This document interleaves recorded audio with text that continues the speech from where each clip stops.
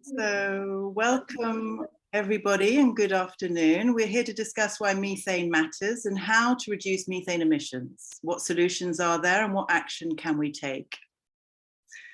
My name is Jo Sullivan. I'm a long-standing advocate for climate action, professor of climate diplomacy and strategic consultant to the European Commission and to climate stakeholders. And I'm here like you, our audience, gathering here because I care about climate ambition. And today's topic of methane is a much overlooked but nonetheless critical challenge we face together. So we're here today because methane matters. That's the hashtag, so join in the online conversation as well. So two startling facts that I researched. So methane is responsible for 1/2 degree, that's 1/2 degree of global warming today. And the second fact, 40% of human-caused methane comes from agriculture, which is also quite interesting. So in the next hour with our panel of experts that you can see on the screen already, we'll discuss the significance of methane in the climate emergency and what can be done really to reduce the problem of methane from agriculture, especially livestock. So we're going to explore a series of themes. So one, what's the science on the potential scale and scope of methane reductions from global agriculture? Two, what can and is the dairy sector doing about methane? Third, are we going fast enough? What are the challenges and what really needs to happen now? Of course, taking into consideration regional differences. And is there a role for the finance sector to drive change? And if so, what exactly needs to happen? Now you, our audience, you play a vital role. You're going to get to ask questions to the panel. Please use the Q&A function to ask your questions and add them there throughout. And also we have the chat function active, so please do feel free to introduce yourselves and use the chat function throughout the hour as well to comment on the discussion. As I mentioned before, we're going to be live tweeting, cut methane, hashtag cut methane. Join in the hashtag cut methane conversation on Twitter. And yes, the event is being recorded. So before we meet the panelists, you can see, we're going to first hear from our co-host from the Climate and Clean Air Coalition, Catalina Echeverry, who has supported Changing Markets Foundation in organizing today's discussion. Catalina, over to you. Thank you very much, Jo, for that introduction.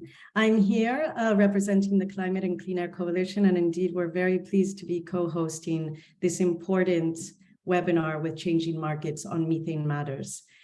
With food demand projected to sharply increase by 2050, I think we can all agree that urgent action is needed to prevent the worst impacts of climate change and air pollution on food security, and as well to allow for agricultural production systems to adapt and become more resilient. The Climate and Clean Air Coalition is working on taking action to reduce short-lived climate pollutants. And this includes methane, as well as tropospheric ozone. As you may know, methane is a precursor to tropospheric ozone. We also work on hydrofluorocarbons and black carbon. These are powerful climate forcers and responsible for nearly half of warming today. Many are also air pollutants that cause an estimated 110 million tons of crop losses each year. Because of their multiple impacts, there are many reasons to reduce short-lived climate pollutants. And reducing human-caused methane emissions is one of the fastest, most cost-effective strategies to reduce the rate of warming and contribute to global efforts to limit temperature rise to 1.5 degrees. I would like to note that the 2021 Global Methane Assessment released by the Climate and Clean Air Coalition and by the UN Environment program shows that we do have technologies to reduce emissions cost effectively and that do have immediate benefits to society. Therefore, this is really, with the political momentum around methane, there's really a huge opportunity to work on structural changes, on policy frameworks and cooperation that is really needed in taking action at the pace that we need.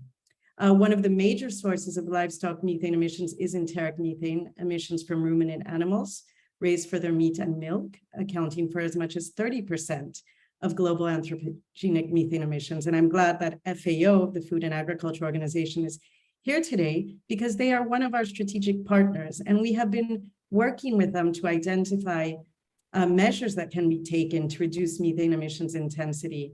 that can also support productivity and economic and livelihood benefits. We at the Climate and Clean Air Coalition are a UNEP convened initiative, and we are also the core implementer to the Global Methane Pledge, which now has 122 countries that are supporting it. It is a global effort through which countries commit to collectively curbing methane emissions by at least 30% by 2030.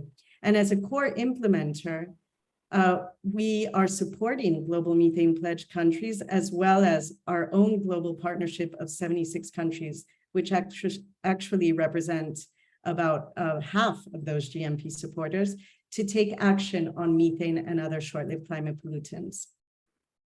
We are supporting countries to identify methane mitigation needs, as well as to providing them with supporting resources. Some key methane-related activities include supporting countries in developing country methane profiles so that they understand what are the key methane-emitting sectors and what actions they can take, particularly as well in the agriculture sector. We today launched a methane roadmap action program to support countries to develop a methane action plan. And that would include in identifying locally appropriate actions that they can take to reduce methane from the agriculture sector. At COP27 in Sharm el-Sheikh this year, we will also be holding the CCAC's ministerial meeting. This is really our annual rallying point for CCAC partners at the highest level, which allows us to take stock on the actions that we've taken over the year, as well as a core implementer of the Global Methane Pledge. And we also welcome opportunities from countries to make announcements and to come together as like-minded partners to take action on such an important topic. So in today's webinar, we look forward to hearing from our distinguished speakers on the solutions and the science that exist, and also from hearing from our audience on the questions that you might have for us. So thank you very much.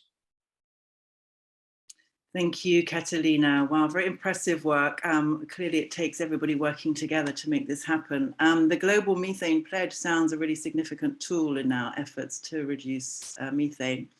And COP27 sounds a really significant next step for concrete action. So let's now turn to our distinguished experts with us today. Welcome to all of our panelists. You can see on the screen.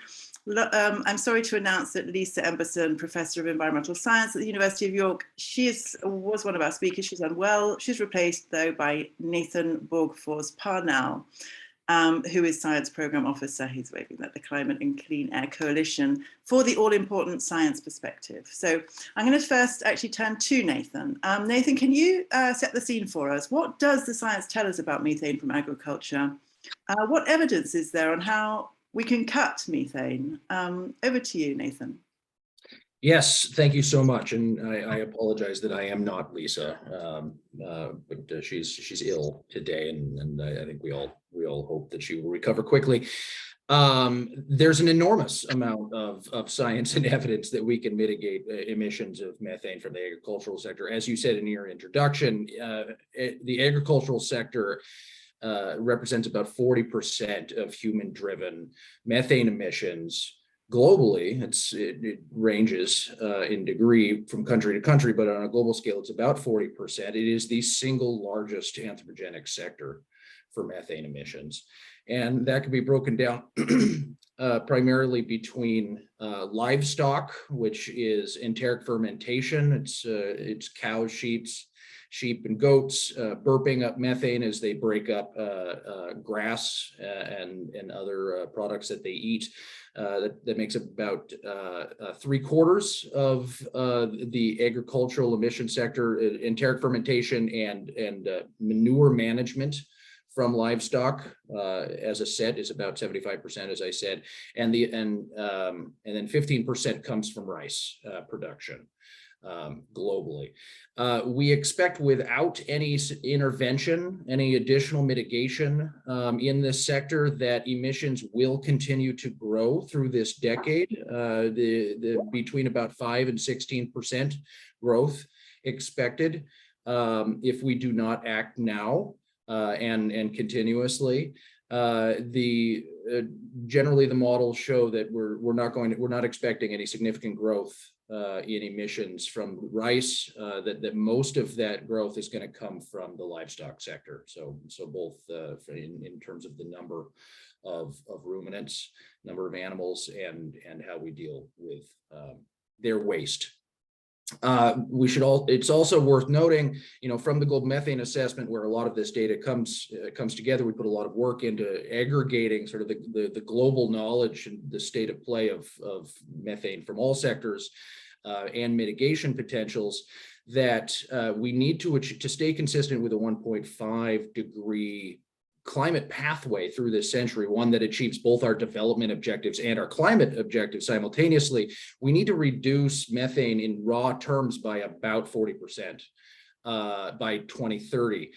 From the agricultural sector, that the expectation would be that we would need to reduce emissions by about a quarter.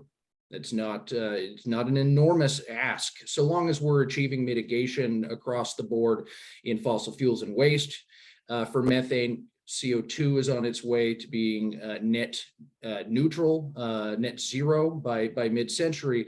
Then if we can achieve at least a quarter percent reduction in emissions by 2030 from the agricultural sector, then it will be giving its all to achieve 1.5 levels of mitigation. Anything beyond that is a gift to the world and an ambition that we should all have. And we know, based on adding up sort of the technical capacity for mitigation for enteric ruminants, for the methane management from manure and from rice, that we can actually go well beyond a quarter reduction by 2030. In fact, the FAO has been leading on some really quite interesting case studies, in particular in South America, Uruguay and Paraguay, showing really quite substantial mitigation potentials in the range of upwards of even 80% reductions of enteric fermentation emissions from cattle. That would go an absolutely enormous distance towards achieving the quarter reduction that we need by 2030, and blowing well past that. Wonderful. Well, let's turn directly to the FAO, Food and Agriculture Organization representative. Let me introduce, we're delighted to have Aimable Uwizeye, who is Livestock Policy Officer at the UN FAO. So Aimable, what's your reaction to what you just heard based on the FAO research? How do you see methane emissions in relation to wider livestock production issues globally? And what are the solutions that FAO is exploring? Yeah, thank you, John, for giving me the call. Maybe I'll start by just putting some numbers on methane. So globally, we know that the total anthropogenic emissions of methane are around 370 million tons, and the livestock alone contributes 115 million. Of course, it's important to mention that around those numbers, there is a huge uncertainty, especially that so far most of methane emissions are accounted through modeling and not really measurement. And that's also where FAO is contributing, specifically with FAO Livestock Environmental Assessment and Performance, a big partnership to ensure that we really understand how methane is produced, but also the source, the sink, as well as the mitigation and the metrics. And I think maybe we will come back to all those later. The other thing I want to mention is that like oil and gas, methane from livestock originates mainly from biological processes, and that's really part of the recycling of all the carbon cycle. So therefore, the only way livestock increase emissions is by increasing animal numbers. But that, of course, we know that depends on what animal eat. So in terms of their feed resources, but also on the management practices. And it's with that FAO, in collaboration with the CCAC, we have been supporting countries to understand, to measure, or to quantify the methane emissions from livestock sector, but also identifying the mitigation options. Those mitigation options were identified as single mitigation options or combined in packages. At the same time, we are supporting the science-based policy. So to make sure that policies to reduce methane are not undermining food security and nutrition, but also the livelihood of farmers. I think you have seen some good example with Netherlands or New Zealand. I think that where the policies can be very interesting, especially addressing the question. The other aspect is the capacity building. Maybe we'll come back on that later, but we are using one interesting approach, which is multi-stakeholder engagement. We know that farmers are the only one that can reduce methane because methane is really produced by animals, and they are the one really being around with the animals, managing them, keeping them, feeding them. So we want to involve farmers in this global discussion. So that's why at FAO, we are really using this multi-stakeholder setting where we are bringing both governments, so the Minister of Environment, Minister of Livestock and Agriculture, no-government organizations, civil society organization, private sector. I'm happy to see Donald here. We are collaborating a lot on this. And also the producer organization to make sure that we can facilitate the adoption of mitigation option at scale. Thank you. Wonderful. We're going to come back to some of those points later. And audience, do bear in mind you're going to get an email following up with all of these facts, figures, links, data points, and so forth, because there's a lot to digest here. So we're now going to welcome Tara Chandrasekaran. She is the Senior Environmental, Social and Governance Analyst from FAIR Initiative. FAIR Initiative is a collaborative investor network that raises awareness of the environmental, social and governance risks and opportunities brought about by intensive livestock production. So Tara, could you please share with us your thoughts? How can and should the finance sector approach methane from agriculture? Thank you, Jo. Lovely to be here today. So methane is a material risk to investors that have holdings in methane-intensive livestock companies. And as you, Jo, Catalina, Nathan, and Imabla have already highlighted, livestock plays a huge role in agricultural methane emissions. So we know that livestock contributes to around 80% of agricultural methane emissions. And from an investor perspective, investors need better data from companies to understand how listed livestock companies are measuring and managing this risk, so that investors can better inform their investment decisions and identify areas of engagement with companies. And we're already seeing sort of this coming into play through regulatory risks. So we're seeing regulation to target methane reduction, which will effectively increase the costs and reduce the profits that these companies are going to be seeing in the future, which makes it a financially material risk to investors. So we're seeing governments in California, New Zealand, and Ireland setting targets to reduce methane, specifically from agriculture. And in New Zealand, we're already seeing that a carbon price will come into play, affecting the agricultural sector in the next few years. And it's likely that a carbon price will be a key mechanism to addressing these national emission targets, especially in economies that have large agricultural sectors. So despite this material risk, investors are not getting sufficient information on how listed animal protein companies are exposed to methane related risks, which makes it difficult to investors to be able to identify leaders and laggards, because these companies have very poor disclosure on their methane emissions. So in the listed animal protein sector, I think it's like around less than 20% of companies that are disclosing their methane emissions, and they only disclose this for their scope 1 emissions, but we expect the bulk of their methane emissions to sit in scope 3, where we're not seeing much disclosure at all. So it's key that investors engage with companies to drive change in the sector, to get them to disclose more transparent and comparable data on their methane emissions, which is a key bottleneck for companies to even be setting targets to reduce their methane emissions. And then it would be great to see investors continue engagement to to sort of encourage companies to invest more in methane reducing technologies, and especially to see more diversification into alternative proteins to reduce their exposure to methane intensive products. Wonderful. That's a really good insight to start with. There's a big weight on your shoulders, Donald. Lots to deliver here in terms of data.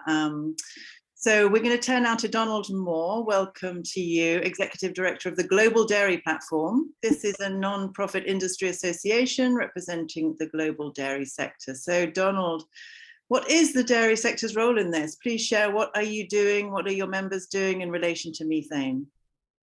Oh, thank you, Joe, and thank you to the previous speakers for their interventions so far.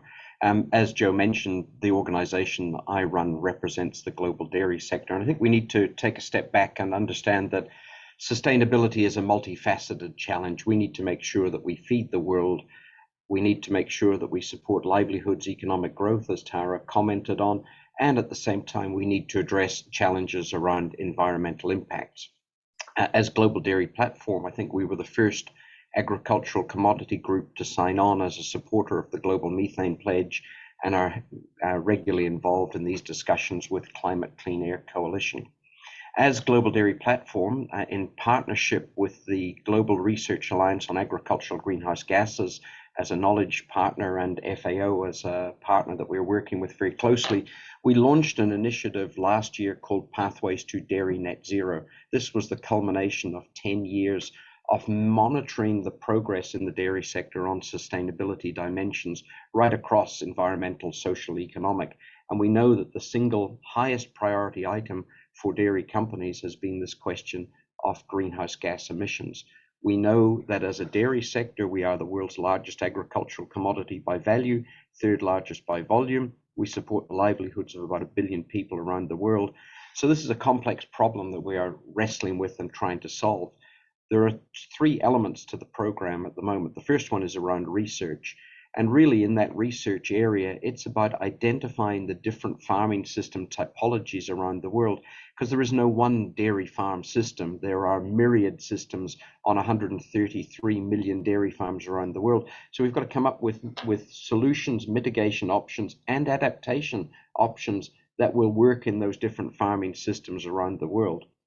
At the same time, on the execution side of this program, there are 2 very distinct legs to that. The first is in the developed dairy world, and I was pleased to hear Tara's comments around scope 1, 2, and 3 emissions. She's right. The biggest component of methane for the dairy sector sits in scope 3 emissions. And if you go and look at the commitments made by most of the major dairy companies, they're somewhere between 33 and 27% reduction in their targets by 2030. So most of them are very committed to tackling the question of farm emissions, which are largely around scope 3. In the dairy sector, we know that we are about 2.5% of the world's greenhouse gas emissions, and of the emissions from dairy, somewhere in 60 to 70% of those are methane. So we're a major component to the solution in the methane area. So in the developing world, there's a lot of attention on how do we drive down those emissions, and at the same time, how do we push the upper end of the envelope in terms of the sorry, something buzzing on my phone here, in terms of the research that's going on. And then in the emerging dairy economies, they account for 80% of the greenhouse gas emissions from the dairy sector coming from the emerging markets. I was hoping Tara was going to touch on financing for transformation in emerging markets as well. And that's where we're working very, very closely with IFAD and with FAO to create programs to help emerging dairy economies to tackle the question of transformation in their dairy sector. And we're hoping to be in a position to make a more formal announcement by the time we get to COP this year. And I'll pause there because I think I'm a little over time. Okay, well, thank you so much, Donald. We'll come back to that question later, Tara, but let's hear now from Nusa Ubancic. We just heard scope 3 emissions. There's a target of 27 to 33%. Nusha is campaigns director at our co-host organization, Changing Markets Foundation, a campaigning organization that focuses on solutions to environmental issues with a focus on the power of markets for achieving rapid change. Changing Markets is one of the most vocal voices on this topic. So Nusha, what's your response to what you've heard? Thank you so much, Joe, and thanks to all the panelists for really interesting contributions. I think we've already heard lots of interesting things. We have heard that the science says methane is a critical lever in the struggle to keep temperatures under 1.5 degrees. We have heard that investors are getting more active, and yeah, I would like to add that I think reducing methane and emissions from agriculture should be in the interest of the industry itself. Animal agriculture is a major source of greenhouse gas emissions, but it will also be hugely impacted if we do not mitigate climate change, because it is uniquely dependent on stable climate conditions. I feel that very often projections on growth, especially meat and dairy consumption, are not reflecting the climate science. And we looked a little bit at the climate science, and the climate science says, for example, that if temperature increase goes really high, a third of existent areas for crops and livestock production will become unviable by the end of the century. And this coincides with the world's top livestock producing regions. Even with 2-degree temperature increase, scientific studies suggest up to 10% decline in livestock, which will cause huge economic losses. And this is why we have been saying that transformation in this sector is inevitable. It will either happen in a managed way, or it will be chaotic adaptation to climate change. And this is something that is not emphasized enough when we talk about the sector. And we've heard investors are concerned. We did a little survey earlier in this year, and we can confirm this. 94% of investors think reducing methane emissions alongside carbon is important. 84% of investors believe that the lack of climate mitigation could lead to stranded assets in meat and dairy industry. And also, it seems that a lot of investors think that they should get more active in encouraging companies to do more on methane. However, the lack of action is quite concerning when it comes to meat and dairy companies. We launched a report last year called Blind Spot that revealed that none of the 20 biggest meat and dairy companies are doing much on methane. They do not report, they do not have plans to reduce their methane emissions, and even their overall climate reporting is patchy, which kind of Tara already mentioned. Our upcoming report will kind of confirm what Donald mentioned, that it does represent, methane represents a huge percentage of their overall climate footprint, especially when you start looking at it over 20-year basis, which I believe you should be doing because methane is a powerful and short-lived gas. And this makes strong case for government regulation and also for companies to focus on methane when they come up with their climate mitigation plans. I'll park it here, but I hope we can discuss further on what's the role of the Global Methane Pledge in this. Thank you. Wow, thank you so much, Nusha. Yeah, there's a lot to digest here. So far, we've heard about the scale of the contribution of livestock to the methane problem. It's big. We've heard it's likely to increase, continued global increases in animal production and consumption. So it's kind of on an upward trajectory. There's a need to reduce methane, clearly, to avoid tipping points, which would and maybe already are negatively impacting global food production. So, you know, we're here to discuss not like whether we should cut methane emissions, but like how we do that fast enough, deep enough, while ensuring, of course, equity for small scale farmers everywhere. So we've already heard a couple of things. 2 important actions have already been taken. The Global Methane Pledge. So this aims for a 30% cut in methane emissions by 2030, and the Global Methane Assessment, which shows that a 45% in reduction in methane this decade would ensure the least cost pathway to 1.5 degree temperature ambition. So I'm going to ask a couple of specific questions building on what we've just heard in the panel so far. I mean, basically the question now, before we turn to the audience questions which are coming in, and do please audience ask more questions, so we've got time for those. So I'm going to turn to the panelists. So and I'm going to turn to like the specific solutions. Let's get a bit dig a bit deeper now, and let's hear what are some of these specific solutions that need to happen. So I'll ask Aimable first. Aimable Ouizeze, will technical and innovative solutions be enough actually to mitigate methane emissions from the livestock sector? Yeah, thank you. Of course, let's say that the question of methane emission should be, let's say, taken to the local level to really to look at the specificity of each country. As we know, there is huge differences between regions. We see that, for example, while cattle production represents 70% of emissions of methane globally, but we see that only 30% of emissions are occurring in OECD countries, and low and middle income countries are contributing 70% of total emissions from livestock. So then, of course, in that sense, when you look at technical or technological innovation solutions, you just ask yourself how those solutions can be upskilled to reach the 70% of emissions located in the global south. So that's the first challenge. So meaning that at FAO, we have been looking at what can be achieved, for example, by just relying on best practices. So we know that our farming systems are diverse, but the practices are diverse. But we see also that not all farms are doing on their best capability in terms of farming, especially to improve the productivity, but also to better use the natural resources available. So therefore, we found out that already 30% of emissions can be reduced by just improving the best practices.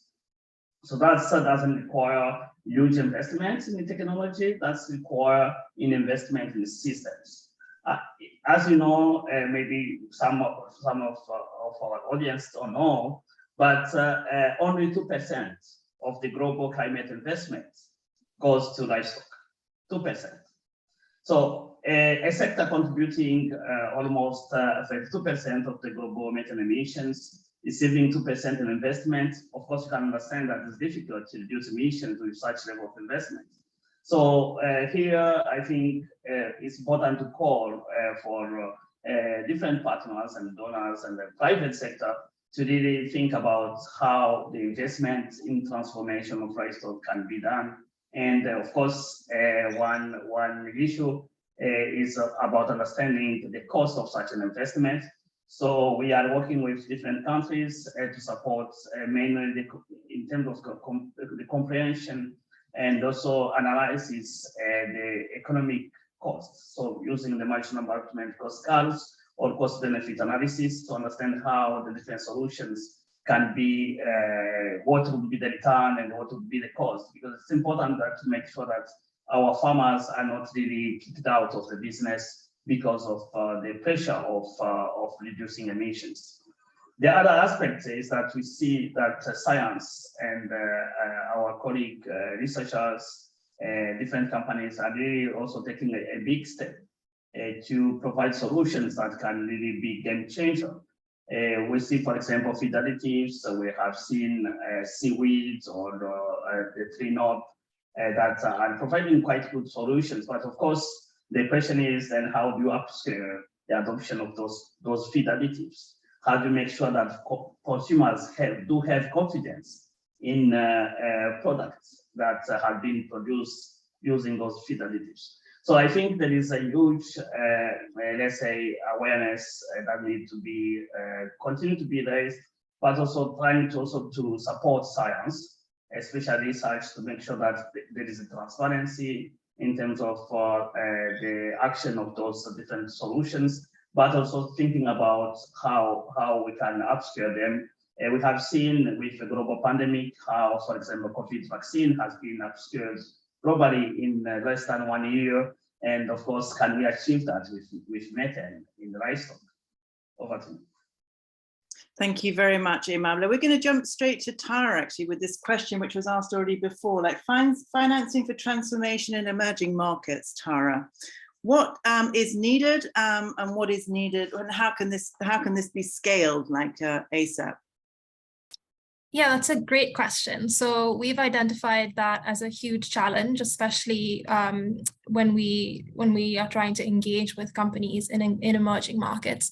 And this is been largely challenging because companies located in emerging markets are often not as publicly held by investors as compared to those in sort of more developed markets. And we see a lot of the holdings by private individuals and governments. But increasingly so, we are seeing, for example, dairy companies in China, we're seeing sort of more enthusiasm from their IR team to engage with us and to understand how they can address their emissions, their biodiversity, their water use and things like that. And that's sort of in line with the growing concern around ESG and sort of more vocal investors, despite having smaller holdings in the broader equity of the company. But again, there's still a key role of development finance institutions that need to be played here, and sort of building in sustainability into the loans being issued to these governments and to the agricultural sector in those governments. Okay, very interesting. We're going to jump to Donald now, I think. Donald, I think we had a little bit of a challenge there from Nusha, like their report on called Blind Spot revealed that the biggest in the world meat and dairy companies don't seem to be doing enough. What should they be doing? What are they doing? And what are the specific solutions for these really big guys? Donald. Yeah. So coming back to that, you know, I'd be interested in maybe having a discussion with Nusha about which companies she's got on her list, because we know I've got 9 of the world's largest dairy companies on my board, and I think they're all signed on to science-based targets. They've got scope 3 emission reductions, as I mentioned before. Maybe Nusha's comment was specifically about methane, where they're talking about GHG emissions profiles as a whole. And I think to a comment Nathan made quite early on, you know, we're focused on methane on this call, but frankly, if as a society we don't get a handle on CO2, game over. So methane gives us an opportunity to bring temperatures down in the short term. In the medium to longer term, if we don't address the challenges around CO2 emissions, then we have a whole world of problems on our hands. So that can't be solved by just reducing methane. So in the dairy sector, you know, Amable quoted some numbers. The sort of the rough rule of thumb we were given by the Global Research Alliance was there's about a 30 to 40% reduction in emissions potential, particularly in the emerging and developing markets. And a lot of that, as Amable mentioned, is to do with good practice. And a lot of it's to do with feeding, the way in which the animals are fed, animal husbandry, and you know, simple things like herd structure, etc. You know, I noticed a question in the chat function about you know, herd size and so on. The challenge we've got in parts of East Africa in particular are enormous herds with very, very low productivity. And what we really need to do is enhance the productivity in those herds. So it's about increasing productivity per animal. In a lot of East Africa, you're talking about animals that have around a 400 litre milk production per lactation cycle, compared to, you know, the OECD countries, which are averaging around 6,000 litres. So, you know, what can we do to lift that performance in those emerging markets? It's all to do with just practice change. Then there's about a 35% or thereabouts. If we could implement all the technologies we have today, and money were no object, we could take another 35% out of the equation. But to Tara's point and others, you know, we need to come up with financial models that make that viable for companies. The dairy sector is not a sector that has very large margins, so we need to work on economic outcomes that will satisfy both consumers and the companies as well, if we're in order to deliver that. And I'll just pause there. And Joe? Thank you, Donald. Thank you. I'm going to go straight to Nusha then. So what's your reaction to what you've just heard? Is this going to be enough technological solutions?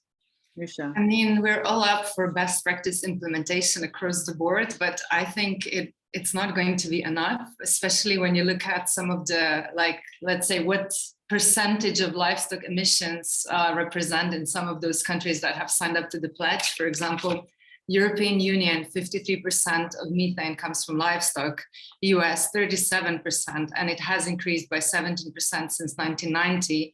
New Zealand, 88% of methane is livestock.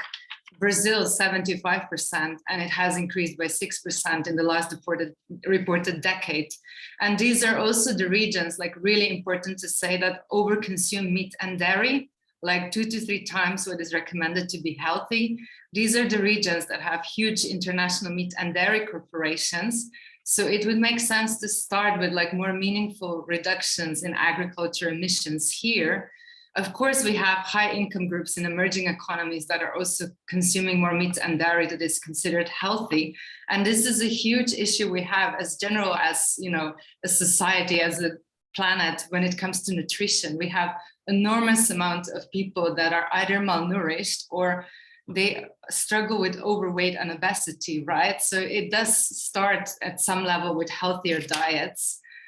We looked specifically at the EU example. We commissioned a study to CE Delft, which showed that the EU cannot meet the reductions in the pledge, so the 30% reduction, unless they do something in agriculture.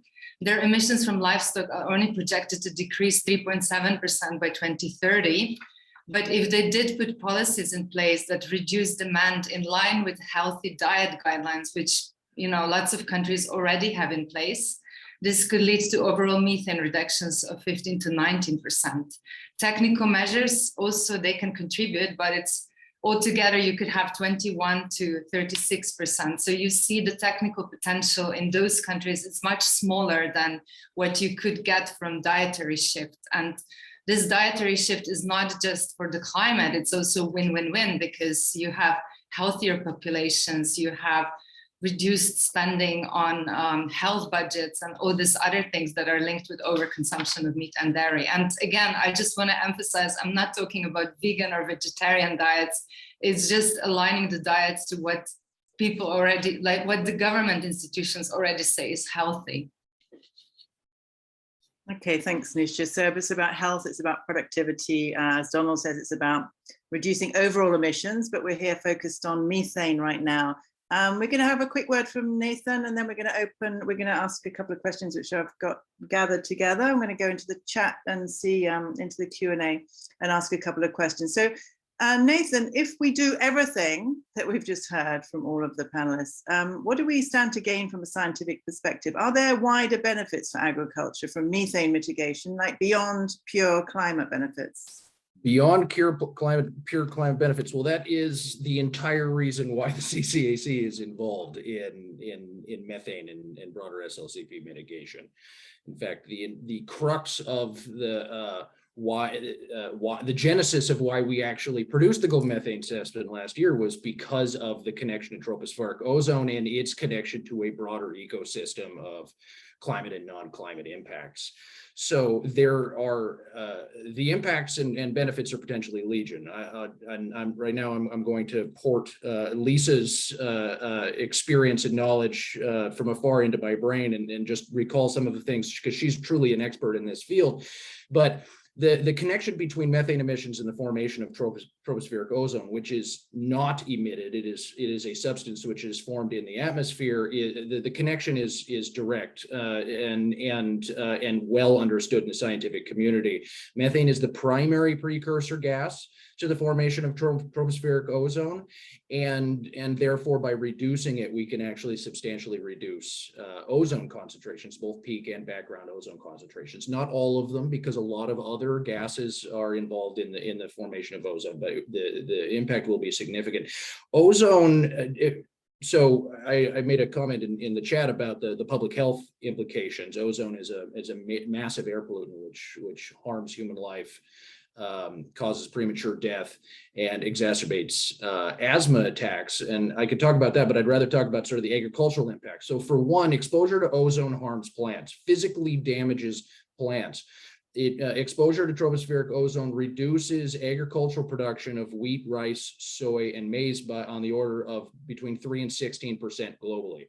And that's not a range. Some plants are harmed with a 16% reduction, and others are a little more resilient to ozone, and you only see maybe a 3% production loss in some places.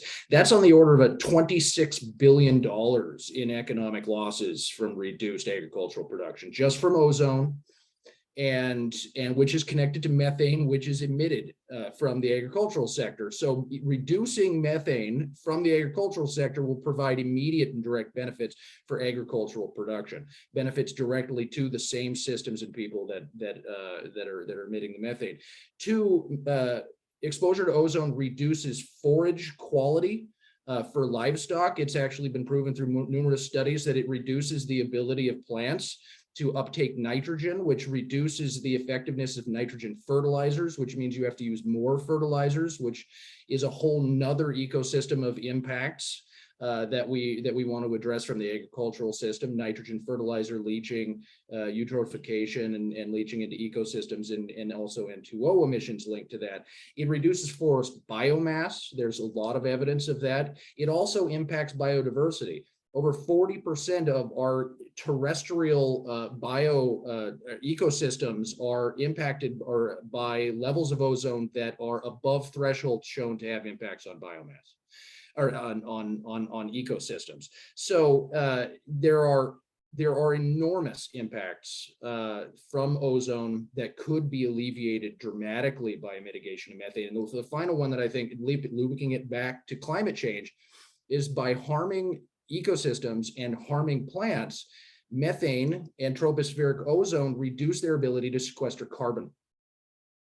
And by some studies, the harm that ozone does to plants actually doubles the climate impact of ozone itself. Tropospheric ozone is a greenhouse gas. So in the lower atmosphere, it's a greenhouse gas. In the upper atmosphere, it protects us from solar radiation. But in the lower atmosphere, it's a greenhouse gas and an air pollutant, which by some estimates doubles its own climate impact by harming plants, therefore reducing their ability to act as a carbon sink. So multiple impacts, multiple benefits. If we can actually get this thing done, we can achieve enormous benefits for the agricultural community just by doing mitigation in the agricultural community, not talking about fossil fuels or the waste sector. And yeah, that's why we do it at the CCAC. Okay, wow, that's intense. I can see, I'd like to bring Donald back in, but before I do, Donald, I'm sure you got something to say about that. But we've got a few, I want to bring questions in from the audience because, you know, we only have like 15 minutes or so left. So I want to make sure that your questions, there's been a lot of interest, a lot of questions. I'm going to ask like 2 or 3 at once and then an additional one of my own. So, and please, whoever wants to answer, whichever you can choose. So the first question is related to, so various measurement time frames and tools have been mentioned in the chat and the Q&A. So can the panelists address the issues around how we measure, actually, how do we measure methane? So that's one question. Second question, Ritika from Wellcome Trust has asked about health. We already touched on this a little bit before. Health as a major driver for reducing methane emissions. Is there a health framing we can use to drive commitment to action? And a third question is your opinion on the global methane pledge. Does it work as the key mechanism for global action on methane? Is it ambitious enough? Is the general focus enough, or does it need to be adapted to focus on animal agriculture in specific regions? So I'm going to turn, I don't know who wants to go first. You can answer whichever of those questions you like. Oh, we have an additional question that I just wanted to throw into the debate. Should we be requiring companies to publicly disclose their methane footprints? That's probably Tara's going to answer that one, in the context of their overall greenhouse gas emissions. So who wants to go first in answering any of those questions? I can see who had their hand up first. Shall I ask, go to Donald first? Fantastic, thank you. Couple of comments I'd like to make on statements made by the other panelists. And in particular, I think it was Noosa who was sharing some of the methane emission numbers from different countries around the world. Taken out of context, that can be slightly concerning, because what we need to consider as well is many of the countries that you mentioned, Noosa, are actually net exporters. You take a country like New Zealand, they export 96% of the agricultural production from the dairy sector. And so while the emissions are counted at source, the consumption happens in other markets. And so unlike the fossil fuel industry in the agriculture sector, we count emissions at the point of production, not at the point of consumption. And so maybe that's something we should consider in the future as to whether there is a different balancing to allow individual countries to make decisions around what their emission profiles really are when you think about consumption as opposed to production. In terms of the work that's going on globally, I probably will hand back at this point to some of the other speakers because I recognize we're running very short of time, Joe, and I don't want to talk all the time up. So I'll hand back at this point. That's wonderful. Thank you. That's very considerate, Donald. Thank you. Tara, what about the, shall I ask to you? Because I did mention the question we had on the investments there. What is should it be mandatory to publicly disclose methane footprint?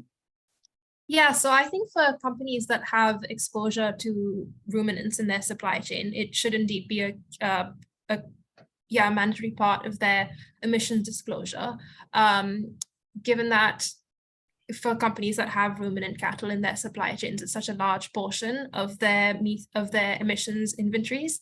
And in particular, we need to see analysis of the entire supply chain beyond just Scope 1 emissions, because for these large protein processors and retailers that have protein in their supply chains, the bulk of methane emissions lies far upstream.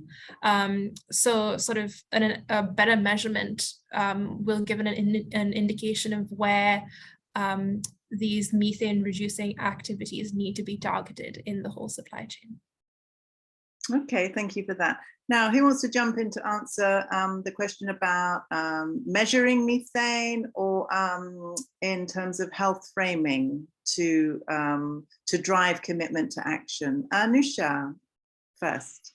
Nathan can go first if you want. Oh, okay. Nathan, very briefly, please. Nathan. I know brevity is not one of my strengths. Let me try to answer a couple of questions all at the same time. One, I think question one isn't necessarily so much about monitoring, it's about metrics for comparison. And on that point, a metric without a policy objective is meaningless. You have to have a policy objective and then find the right metrics of comparison that help you achieve that policy objective. So whether you want to use GWP star, AGTP, GWP 100, 500, 20, depends entirely on your policy objectives. And so long as you know what the tons of methane are, you can use easy coefficients to calculate GWP.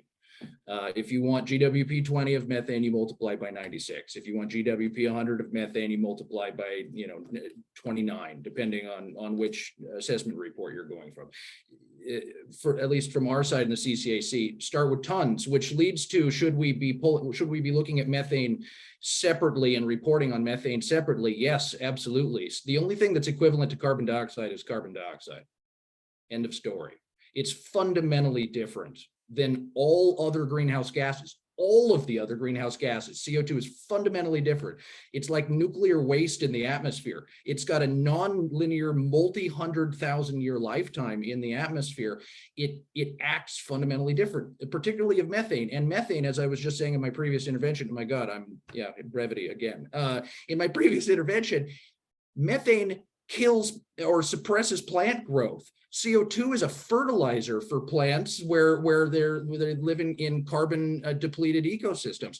So the equivalence of those two compounds depends entirely on what your objective is. If your objective is achieving a climate target at the end of the century, then maybe GWP is the correct, at 100 years is the correct metric. If you've got a metric to improve agricultural systems, reduce public health impacts or otherwise, then combining CO2 and methane together in a way that you cannot distinguish between the two of them may actually retard your objectives. And I guess the final point on the issue that Bill put in that last question about ruminants, point well taken, except that methane emissions are now over 270% higher today than they were in pre-industrial times. So that's not all because of cows. That's 100% a true fact, right? But it contributes, and it's an important contributor that we can get a handle on and substantively reduce emissions from them. Thank you, Nathan. Straight to Aimable, what would you like to say? And kind of as a final remark, really. I mean, FAO. What is your comment to the questions we've been asked, and what would you like to say? Yeah, I just want to echo what Nathan just mentioned. So we are launching the public review of the methane emissions from livestock and life systems, where we are looking at the quantifications and the metrics. Actually, it's a very comprehensive report, and I think I shared the link in the chat. So all those questions about metrics, the policy relations, issues that those metrics address are well in that report, and the report has been produced by more than 60 scientists and international experts on the matter. So it's very comprehensive. So then I want just to say that we need to be always, of course, within a very short discussion, it's difficult to go in deep of the problem. Of course, we can say that methane from fossil fuel emissions is also different from the biogenic methane, because they are not the same in nature, and of course their impact are also different. So, and that's something that of course we miss out, and I think it would be important that maybe once we have more time, we always invite our audience also to do their own research, to look at different publications, to understand really carefully the problem and how it can be addressed. Because sometimes it's taken as, let's say, the journalistic way of addressing the problem, but the problem is really very complex. If you look at the number of smallholder farmers that have 1 to 2 cows we have around the world, and how much we are asking them to reduce without giving them any incentives. So it's really very complex. Very important. Thank you for that. And of course, there are very intense differences, obviously, between the global north and global south, absolutely. And money really matters. I want to bring in Catalina in just a moment, just for a 1 sentence on what, I mean, I know that's tough to answer on what you're offering in terms of like support to countries. But Nisha, what would you like to say? We have a few minutes left. So what is your kind of global response as one of the co-hosts to some of these questions specifically, but also kind of your main message, given that the COP27 is coming up? It obviously sounds really important. A lot of action is going on, but what else really needs to happen right now, Nisha? Yeah, thank you. I think this was really good discussion. I mean, what we would like to see, we think that global methane pledge is a step in the right direction, but we would like to see 2 things. First, to make the measures more binding, because many countries perceive this as merely aspirational goal, but we should see it more as a minimum from what we build on. And secondly, we would like to see bigger emphasis on methane reductions from agriculture, and maybe not just to focus on technical measures, because you know, addressing greenhouse gas emissions from agriculture in general, it remains to be a blind spot of policies of many countries. And I know there will be discussion, including food systems in UNFCCC at COP that is coming up.